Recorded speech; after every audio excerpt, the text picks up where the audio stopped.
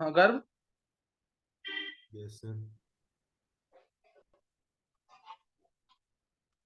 Attendance कौन लेगा आज? गर्व तू एक बार अटेंडेंस डाल दियो जरूर है। Okay sir. हाँ थ्योरी वाला टॉपिक है। गर्व तेरी वॉइस क्लियर नहीं आ रही है। सर अभी क्लियर आ रही है? हाँ हाँ। आर्यन पढ़ लिया तूने?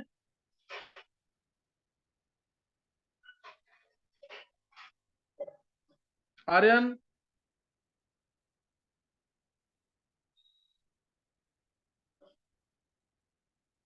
अच्छा चलो अब नोट करना भी आगे। थोड़ा सा थ्योरी का काम और लास्ट में वो नोट कर लेंगे एक बार। तो जो पहला पहला टॉपिक है ना वो है डिफरेंशिएट बिटवीन, ध्यान सुनिएगा क्वेश्चन इंपॉर्टेंट है ये भी। Conductors, semiconductors and insulators, conductors semiconductors and insulators on the basis of band theory. Band theory के बेसिस पे बहुत डिटेल में थ्योरी है, लेकिन कोर्स में नहीं है इतनी, ये हट चुका है टॉपिक, है ना। बैंड थ्योरी, बैंड थ्योरी के बेसिस पे इंसुलेटर्स, सेमीकंडक्टर्स और कंडक्टर्स में डिफरेंशिएट करना है ना, इन तीनों में डिफरेंशिएट करना है। तो उसके लिए पहले तुम्हें एक टर्म है फॉरबिडन एनर्जी गैप और सिंपली एनर्जी गैप, ये पता होना चाहिए। फॉरबिडन एनर्जी गैप, इसको ईजी से नोट करते हैं, ये पता होना चाहिए क्या चीज। ईजी, फॉरबिडन एनर्जी गैप और एनर्जी गैप, सही ना, ये क्या होता है। तो पहले नोट करना है इसमें, जैसे कभी भी एटॉमिक ऑर्बिटल्स, यार ये एक चीज दिमाग में रखनी है। कोई भी मेटेरियलिस्टिक पार्टिकल है उसके अंदर दो तरीके के बैंड होते हैं। कोई भी मेटेरियलिस्टिक पार्टिकल है, चाहे वो मेटल है, नॉन मेटल है या सेमीकंडक्टर है, उसके अंदर दो तरीके के बैंड होते हैं। एक होता है वैलेंस बैंड, एक वैलेंस बैंड होता है, और एक होता है कंडक्शन बैंड।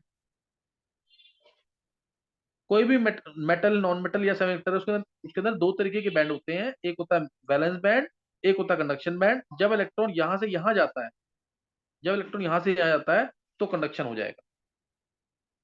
ये बात बस ध्यान दिमाग में रखनी है। ये चीज समझ आ गई तो फिर कोई दिक्कत नहीं है। और इन दोनों के बीच में जो एनर्जी गैप है उससे बोलते हैं फॉरबिडन एनर्जी गैप यानी ईजी। ये फॉरबिडन एनर्जी गैप है, E g. Any metal, non metal और semiconductor possesses two types of band. One is valence band जहां पे इलेक्ट्रॉन्स होंगे पहले, जहां पे इलेक्ट्रॉन्स होंगे, और दूसरा बैंड होता है कंडक्शन बैंड। जब इलेक्ट्रॉन वैलेंस बैंड से कंडक्शन बैंड में जाएगा तो जाके कंडक्शन स्टार्ट होगा। इन दोनों के बीच में जितना एनर्जी गैप कम होगा उतना ज्यादा कंडक्शन। इन दोनों के बीच में वैलेंस बैंड में, कंडक्शन बैंड में जितना एनर्जी गैप कम होगा उतना ज्यादा कंडक्शन होगा, सही ना। एटॉमिक ऑर्बिटल जो होते हैं ना, कोई भी, जैसे मैंने अगर लिथियम ले लिया सपोज, 1s2 2s1 होता है। दूसरा लिथियम 1s2 2s1। तो इसमें क्या है, जो एटॉमिक ऑर्बिटल्स है वैलेंस वाले atomic orbitals, they combine to form molecular orbitals. ये 2s 2s कंबाइन करके क्या बनाते थे, सिग्मा 2s। तुम्हें ध्यान होगा, ये एमओटी में पढ़ रखा है। Atomic orbital they combine to form molecular orbitals. Atomic orbitals they combine to form molecular orbitals which are so close in energy to form a band. Atomic orbitals of any atom combine to form molecular orbitals and they are so close in energy to form band. Lowest lying empty band, lowest lying जो होगा ना empty band जो होगा, lowest lying empty band इसे बोलते हैं conduction band. Lowest lying empty band जो है ना, lowest ये empty था ना, ये वाला lowest lying, ये वाला empty था, ध्यान होगा तुम्हें भी। Lowest lying empty band is called as conduction band and the outermost filled band and the ये वाला and the outermost filled band is called as valence band.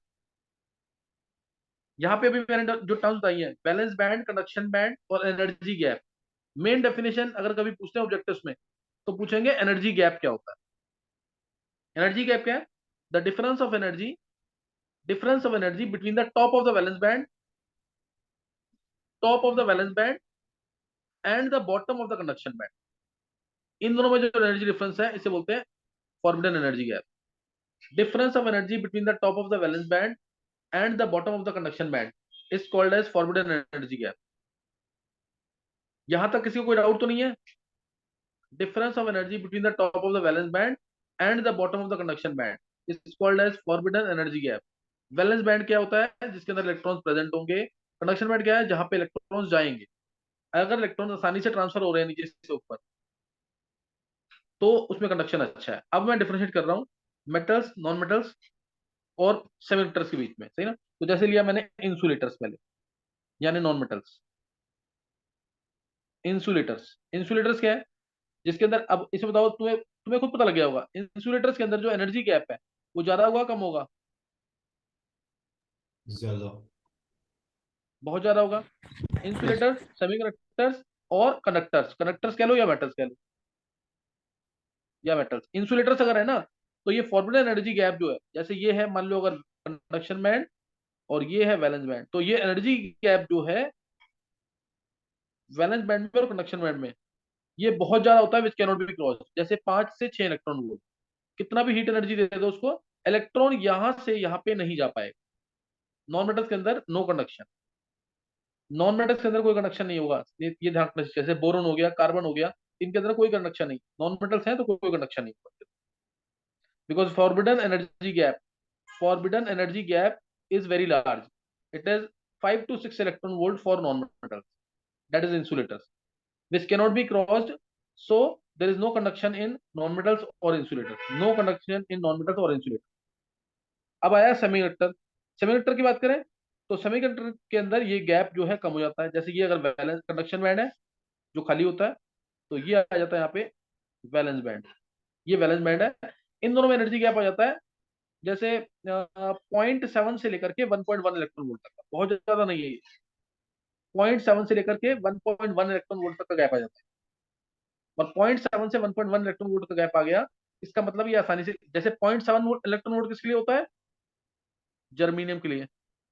1.1 electron volt किसके लिए होता है? सिलिकॉन के लिए। And this can be easily crossed, this can be easily crossed. तो इसलिए there is conduction in semi conductors, semi conductors में conduction होगा, इसमें भी कोई डाउट नहीं होना चाहिए। अब आ गया मेटल्स। मेटल्स के अंदर जो एनर्जी गैप होता है वो या तो बहुत ही कम होगा और they will overlap each other, ये ओवरलैप कर गए, या तो ये ओवरलैप कर जाएंगे, ये ओवरलैपिंग होगी ना इसके अंदर। ये नीचे क्या है? वैलेंस बैंड, नीचे वैलेंस बैंड है और ऊपर क्या? Conduction band. इधर both the bands overlap with each other, या तो दोनों बैंड्स ओवरलैप कर जाएंगे, और the energy gap will be very less and can be cross even at room temperature. इसलिए ज्यादा कंडक्शन होगा कंडक्टर्स के अंदर या मेटल्स के अंदर, मेटल्स के अंदर ज्यादा कंडक्शन। क्या तीनों में डिफरेंस समझ आ गया है? एक बार हैंड करेंगे जिसको समझ आ गया डिफरेंस, छोटी सी बात थी, बड़ी बात नहीं है ये तुम्हें करना है, differentiate between conductors, insulators and semiconductors on the basis of energy gap. एक बार हैंड करना जिसको समझ आ गया, डाउट होगा तो दोबारा पूछ लेना। शरद, तान्या, काजल, गर्व, मनन, ध्वनि, अर्जुन, हेमांग, हिमांशी, सौम्या, चेतन, मनीष, दीपांशी, नवीन, जिया, ध्रुव, अर्शी, विधि, क्रिश, हितेश, आर्यन समझ नहीं आया? डिम्पल, आर्यन,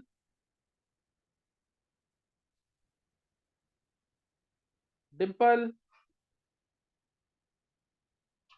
आर्यन, चलो क्लियर है। नेक्स्ट नोट करना है अब आगे।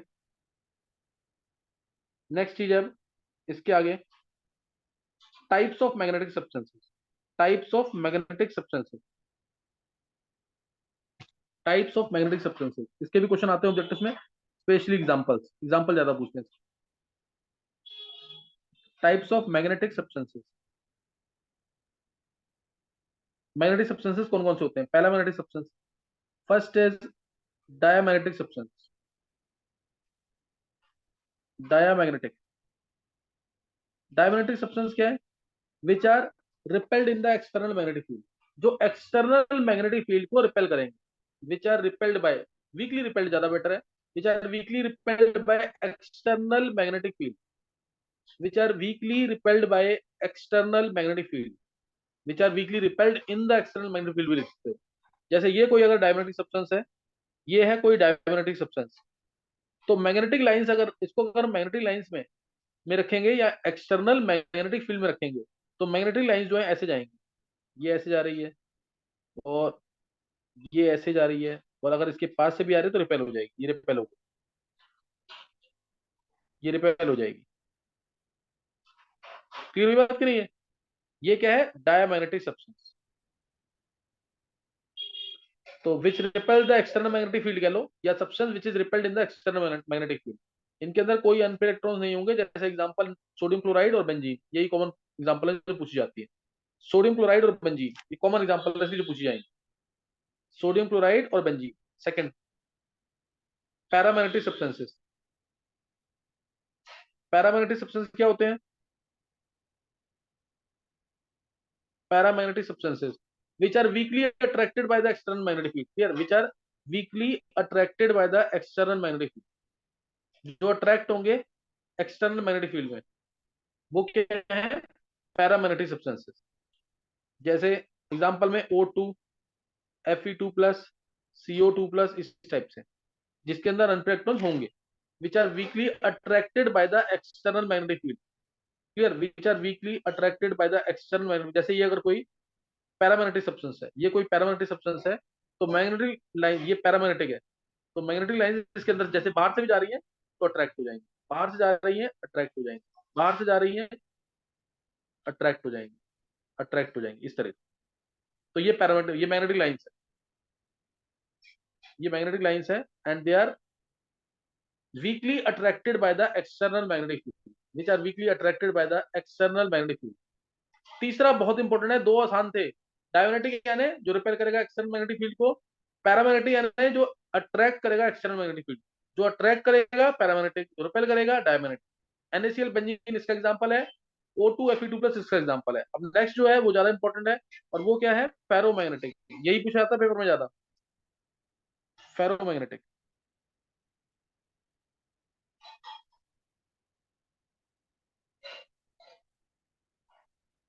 फेरोमैग्नेटिक सब्सटेंसेस ये क्या होते हैं? फेरोमैग्नेटिक सब्सटेंसेस जो स्ट्रांगली अट्रैक्ट होते हैं even in the absence of magnetic field once magnetized, which are strongly attracted even in the absence of magnetic field once magnetized। एक बार इनको मैग्नेटाइज कर दिया तो उसके बाद मैग्नेटिक फील्ड हटा भी दोगे तो भी स्ट्रांगली अट्रैक्ट होते हैं, एक बार सर मैग्नेटाइज एक कर बार दिया तो। रिपीट कर दो। which are strongly attracted in the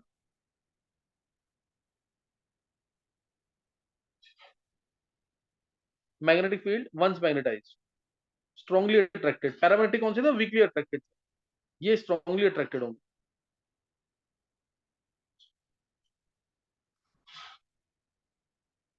note कर लिया है? एग्जांपल्स इसकी पहले नोट कर लेंगे, जैसे आयरन है, आयरन कोबाल्ट निकल, ये तो बेस्ट एग्जांपल है इसकी। एक इंपॉर्टेंट एग्जांपल जो ऑब्जेक्टिव में पूछी जाती है वो है CrO2। ये मैग्नेटिक टेप्स बनाने के भी काम आता है। CrO2 मैग्नेटिक टेप जो होती हैं, जो कैसेट्स वगैरह पहले आती थी, उसकी टेप बनाने के काम आता था। CrO2, CrO2 ये तीसरा है। एक बार इनको मैग्नेटाइज कर दिया तो ये परमानेंटली मैग्नेटाइज हो जाते हैं, ये परमानेंटली मैग्नेटाइज हो जाते हैं, इसलिए बहुत स्ट्रॉन्ग और परमानेंट मैग्नेट बनानी हो तो इसकी बनती है। नेक्स्ट अब है, नेक्स्ट नोट करना है फेरी मैग्नेटिक सब्सटेंस, फेरी मैग्नेटिक। फोर्थ, फेरी मैग्नेटिक, ये कौन से हैं? जिसके अंदर हमें लगेगा it seems that they will have large magnetic moment, clear. और ध्यान रखना, मैं मैग्नेटिक मोमेंट बोल रहा हूँ, डाइपोल मोमेंट नहीं बोल रहा। It seems that they have large greater magnetic moment, but actually it is very less. It seems that it has large magnetic moment, clear.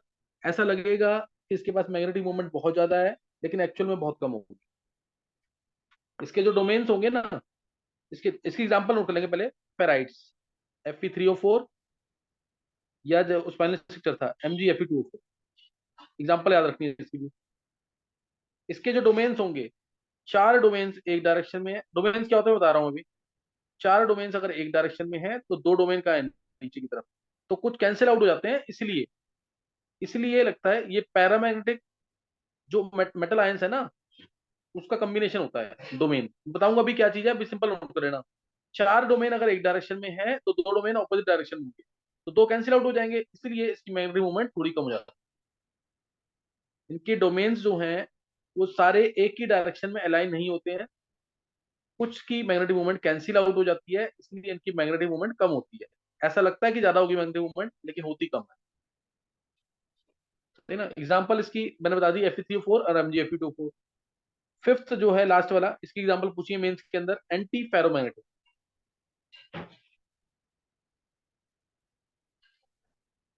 Anti ferromagnetic substances, anti तो नाम से पता लग रहा है कि जिनकी जीरो मैग्नेटिक मूवमेंट होगी। एंटी फेरोमैग्नेटिक मतलब जिसकी जीरो मैग्नेटिक मूवमेंट है।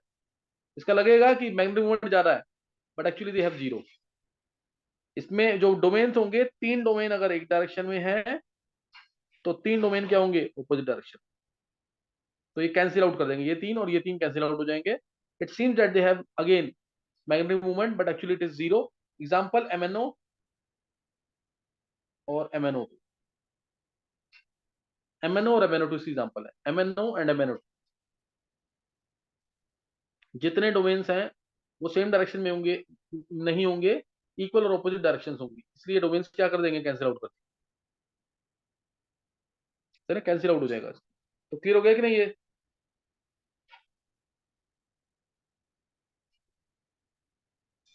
क्लियर हो गया? Yes sir. ये ध्यान रखना इसके अंदर, ये है एंटी फेरोमैग्नेटिक। सारी एग्जांपल पूछी हुई है पेपर के अंदर, तो ये सब करना है। अब इसका एक इंपॉर्टेंट क्वेश्चन, क्वेश्चन है which substances will make better permanent magnets and why. Arshi कुछ पूछना तो नहीं है?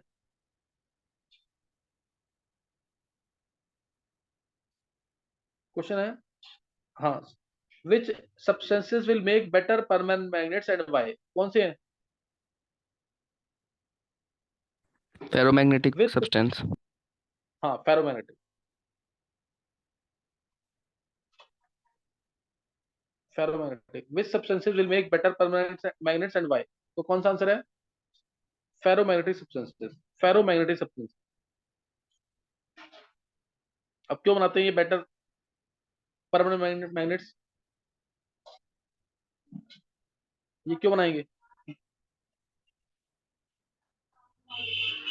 क्यों बनाएंगे better permanent magnets? Because strongly attracted है मैग्नेटिक फील्ड में। हाँ देखो, इनिशियली जो इनके डोमेन्स होंगे ना, ध्यान देना, इनिशियली इसके डोमेन्स, जैसे मैं बात कर रहा हूँ आयरन कोबाल्ट निकल, मैंने ले लिया सपोज आयरन। ध्यान सुनना एक बार और याद हो जाएगी तुम्हें।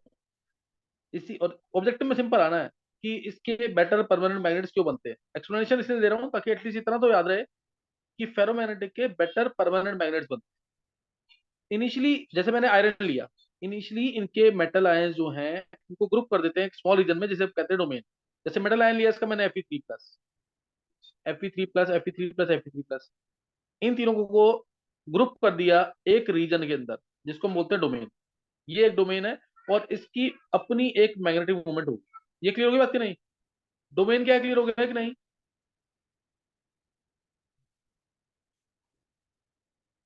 Metal ions of these substances, they are grouped in small regions called as domain. This is called as domain. ऐसे बहुत सारे डोमेन होंगे, इनिशियली वो रेंडमली ओरिएंटेड होते हैं। जैसे एक डोमेन ये रहा, इसकी डायरेक्शन ये है, एक डोमेन ये रहा, इसकी डायरेक्शन ये है, एक डोमेन ये रहा, इसकी डायरेक्शन ये है, एक डोमेन ये रहा, इसकी डायरेक्शन ये है। इनिशियली ऐसे डोमेन्स होंगे बहुत सारे, इन सबकी रैंडम डायरेक्शन होगी। और net magnetic movement, magnetic movement को ऐसे नोट कर रहा हूँ, net magnetic movement is zero. लेकिन जैसे ही ये नेट मैग्नेटिक मूवमेंट क्या आती है, जीरो आती है। लेकिन जैसे ही हम एक्सटर्नल मैग्नेटिक फील्ड में रख देंगे इन डोमेन्स को, then all will get oriented in one particular direction. जैसे ये भी ऊपर की तरफ, ये भी ऊपर की तरफ, ये भी ऊपर की तरफ, ये भी ऊपर की तरफ, they all will get in one proper direction, one proper direction. Hence, now magnetic moment will not cancel out and will persist even in the absence of magnetic field. एक बार इसको मैग्नेटाइज कर दिया तो ये परमानेंटली मैग्नेटाइज होंगे और strongly attract होंगे magnetic field के अंदर। समझ आया क्या बोला मैंने? क्या बोला? The metal ions of these substances, they are grouped in small regions called as domain. Initially all the domains are randomly oriented. Initially all the domains are randomly oriented and net magnetic moment is zero, and net magnetic moment is zero. But once they are placed in the magnetic field, once they are placed in external magnetic field, then they all get, or all of these domains get oriented in one particular direction. Now they have permanent magnetic moment. Dipole moment मत लिखना, magnetic moment मैं बोल रहा हूँ, magnetic moment. Now they have permanent magnetic moment after placing in external magnetic field. And this magnetic field, this magnetic uh, moment, it will persist even in the absence of magnetic field. अगर magnetic field नहीं भी होगा तो भी ये magnetic movement रहती है। अब ये परमानेंटली मैग्नेटाइज हो चुके हैं। ये क्लियर हो गया कि नहीं? ये क्लियर हो गया कि नहीं?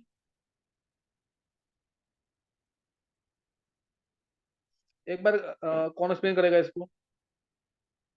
गर्व,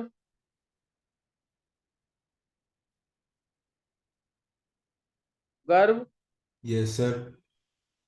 गर्व एक्सप्लेन कर एक बार। Why ferromagnetic substances are used to make better permanent magnets? Sir क्योंकि वो एक बार मैग्नेटाइज करने पे परमानेंटली मैग्नेटाइज हो जाते हैं। अच्छा, ये डोमेन्स वर्ड याद याद है, कई बार वर्ड बोलेंगे तो कंफ्यूज ना हो जाए इसलिए। Okay sir. हाँ, तूने तूने सिर्फ की लाइन बोल दी, इसके अंदर पूरा आना चाहिए ना कि पहले इनके मेटल आयंस को ग्रुप करते हैं स्मॉल रीजन में, जिसे हम क्या बोलते हैं? डोमेन। जिसे हम क्या बोलते हैं? Domain. Initially all the domains are randomly oriented, net magnetic moment is zero, but once magnetic field is applied, then they all get oriented in the direction of magnetic field, and this magnetic moment remains even in the absence of magnetic field, so they are used to make better permanent magnets. ये सबको clear हो गया कि नहीं? ये मैं कल सुनूंगा तुमसे, ये याद कर लेना जरूर ढंग से। तो ये चीज तुम्हें ध्यान रखनी है इसके अंदर, पैरामैग्नेटिक। नेक्स्ट टर्म है क्यूरी टेम्परेचर। क्यूरी टेम्परेचर ये एक ऐसा टेम्परेचर है, temperature at which ferromagnetic ferrimagnetic at which ferromagnetic ferrimagnetic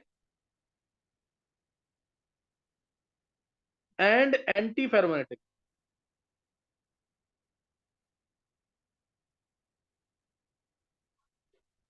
becomes paramagnetic, becomes paramagnetic.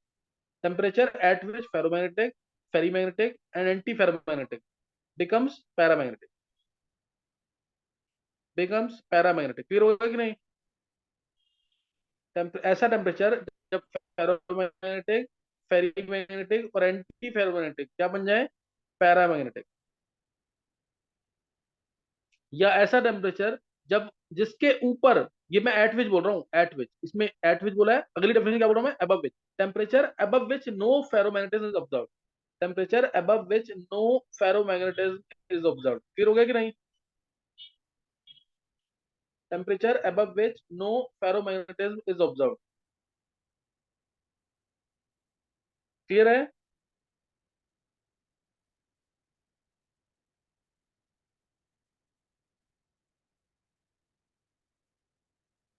चलो अब ये डेफिनेशन मैंने तो बता दी, एक बार हैंड करेंगे जिसको मैग्नेटिक सब्सटेंसेस वाला टॉपिक समझ आ गया। कोई डाउट है तो पूछ सकते हो, जिसको मैग्नेटिक सब्सटेंसेस वाला टॉपिक समझ आ गया जल्दी से।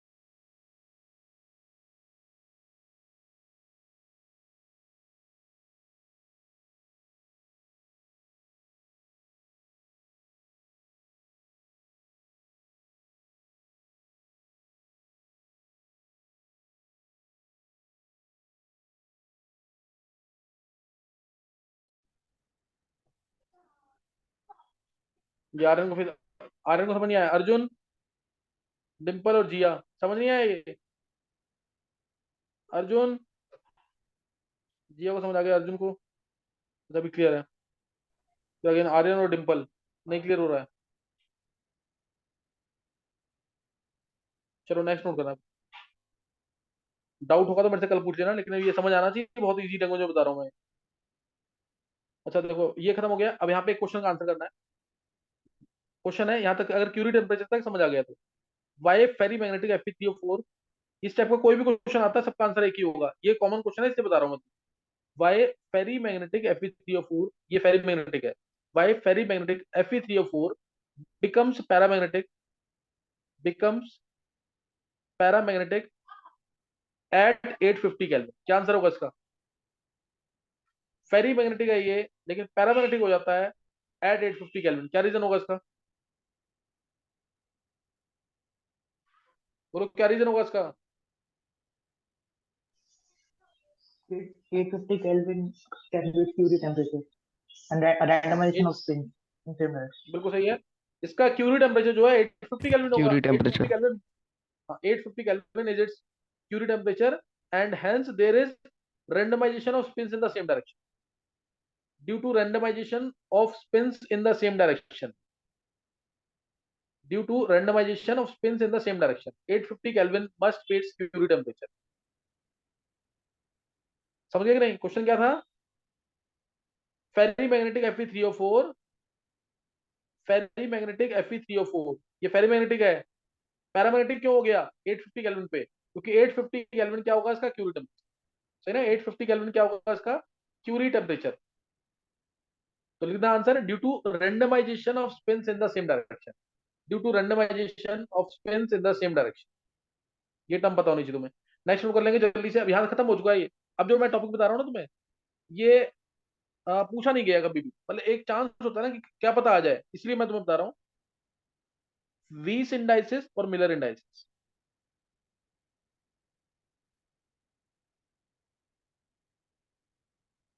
जितना बताऊंगा उतना ही कर लेना, डिटेल करने की जरूरत नहीं है। तो वीस इंडाइसिस और मिलर इंडाइसिस। जैसे मान लो कोई प्लेन कट हो रहा है, जैसे ये प्लेन कट हुआ तीनों एक्सिस पे, तीनों एक्सिस पे ये प्लेन कट हुआ। यहाँ पे एक कट हुआ, वाई एक्सिस पे बी कट हुआ, जेड एक्सिस पे सी कट हुआ। ये एक्स एक्सिस है, ये वाई एक्सिस है, जेड एक्सिस है। तो प्लेन की equation X by A plus Y by P plus Z by C equal to 1 लिखते हैं। तो यहाँ पे ए बी और सी ध्यान देंगे, यहाँ पे ए बी और सी, ए बी और सी क्या है? वीस इंडाइसिस। ये वीस इंडाइसिस है। और मिलर इंडाइसिस क्या होंगे? इसका रेसिप्रोकल। क्यों लेना पड़ता है बताऊंगा अभी मैं। 1/a 1/b 1/c, ये है मिलर इंडाइसिस। इसको थोड़ा और फॉर्म में लिखते हैं। ए 1/a का मतलब बी सी है, 1/b मतलब ए सी है, 1/c मतलब ए बी है। इसे बोलेंगे हम मिलर इंडाइसिस। ये है मिलर इंडाइसिस, ये मिलर इंडाइसिस है। रिप्रेजेंट करते हैं इसको, ध्यान देना, रिप्रेजेंट करते हैं इसको एच के और एल से। कभी तुम्हें दिया ना एच के एल, मीन्स ये मिलर इंडाइसिस है। एच के एल क्या है? Miller indices. H K L, जो बीसी है वो एच है, एसी जो है वो के है, एल जो है वो ए बी है। मिलर इंडाइसिस देने का नीड क्या था? मिलर इंडाइसिस देने का नीड क्या था? यहां पर नोट कर लिया सबने? मिलर इंडाइसिस देने का नीड क्या था? मिलर इंडाइसिस देने का नीड क्या था? जैसे मान लो कोई प्लेन अगर आ गया x/2 plus y/3 equal to 1। अब जेड पे तो कोई इंटरसेप्ट है ही नहीं, इसका मतलब जेड पे इंटरसेप्ट क्या मानेंगे? इन्फिनिटी। तो इसके जो वीस इंडाइसिस होंगे ना, वो 2 3 इन्फिनिटी होंगे। ये क्या है इसके वीस इंडाइसिस। तो इन्फिनिटी को हटाने के लिए मिलर इंडाइसिस दिए गए। जिस प्लेन पे कट नहीं, जिस एक्सिस पे कट नहीं कर रहा है, उसको इनफाइनाइट मानते हैं। 20 इंडाइसिस हैं, 2 3 और इन्फिनिटी। अब मिलर इंडाइसिस क्या होंगे इसके? 1/2 1/3 और 1/इन्फिनिटी। बस अब ये आ गया ना आंसर। यहाँ पे क्या आ जाएंगे? एलसीएम 6 आ गया, तो 3 2 और 0, ये क्या हो गए? Miller indices. क्या समझ आ गया? ये एच के एल की वैल्यू है।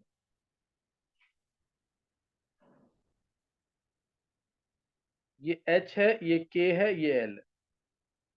अगर मैंने यहाँ पे ध्यान रखना एक चीज था, अगर मैंने यहाँ पे टू पे बार लगा दिया, टू पे बार लगा दिया यानी ये -2 है, बस ये ध्यान रखना। अगर टू पे बार लगा दिया मीन्स -2। तो मिलर इंडाइसिस पता लग गया क्या चीज है? वीस एंड मिलर इंडाइसिस क्लियर हो गया सबको कि नहीं?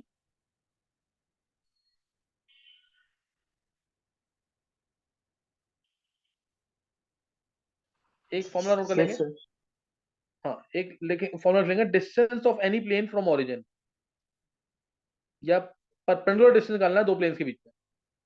डिस्टेंस ऑफ प्लेन, किसी भी प्लेन का डिस्टेंस निकालना है फ्रॉम 0 0 0 ओरिजिन से, तो वो दिया जाता है इस तरीके से। d इज इक्वल टू, ये फॉर्मूला याद कर लेना, मैं कहीं ना कहीं यूज करवाऊंगा इसका। d is equal to H A upon में, ए क्या है एज लेंथ, ए क्या है एज लेंथ क्यूब की, एच स्क्वायर प्लस के square plus L square. H K L क्या है यहाँ पे, एच के एल क्या है यहाँ मिलर पे, indices.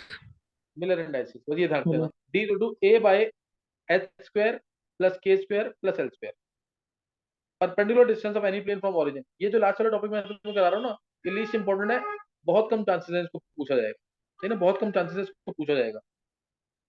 Perpendicular distance of any plane, distance between two planes या distance of plane from origin. बस एक इक्वेशन और तुमने पढ़ी होगी, 2d sin theta is equal to lambda, पढ़ी है किसी ने कि नहीं, ब्रैग्स इक्वेशन,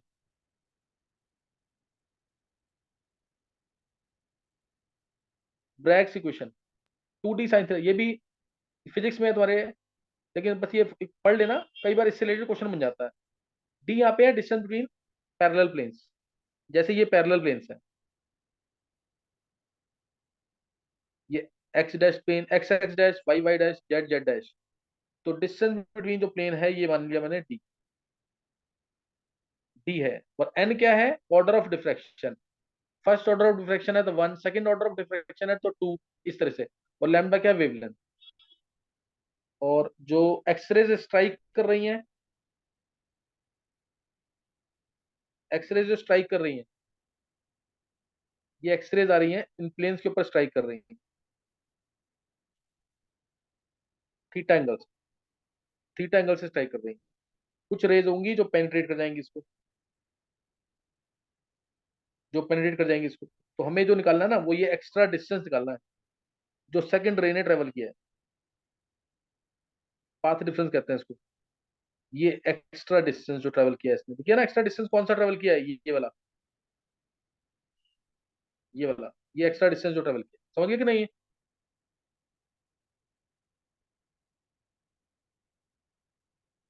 ये क्लियर हो गया कि नहीं।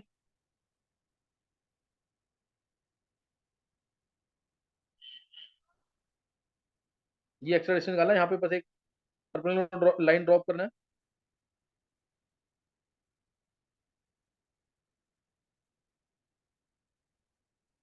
ये ड्रॉप करना है, ये एंगल थीटा है। अगर ये एंगल थीटा था ऊपर, तो ये वाला एंगल थीटा होगा कि नहीं,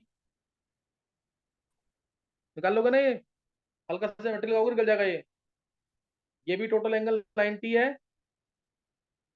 और ये भी टोटल एंगल 90 है, इसीलिए दोनों थीटा होंगे। क्लियर है कि नहीं ये।